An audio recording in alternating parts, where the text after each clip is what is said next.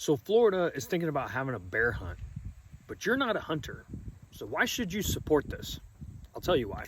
Hunting and fishing are the most powerful tools that we have to fight urban sprawl and overdevelopment. The North American model of conservation depends on them for its success. It is built on the premise that those who consume a resource are going to be the ones that are most dedicated to making sure that that resource is available for future generations. The North American model of conservation generates funding through the sale of licenses and tags to fishermen and hunters, and those funds are used for restoration efforts and to manage those wild resources. Once upon a time, the Florida black bear was extirpated from its native range and driven to the brink of extinction. Now, I'm going to tell you about a few different species in North America that suffered a similar fate, and some of them may surprise you.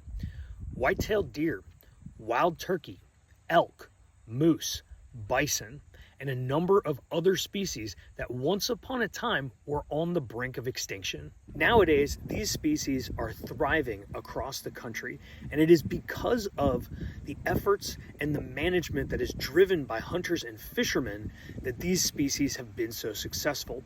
And if we support the North American model of conservation now, we can expect the same results for the Florida black bear. In fact, during the last Florida black bear hunt, 295 bears were harvested.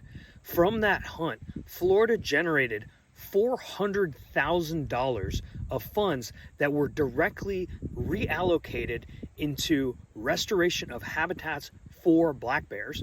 The population of Florida black bears has since doubled, and it is likely that the projects that were funded by the license and sales tags from the last hunt contributed greatly to the success and growth of the Florida black bear population.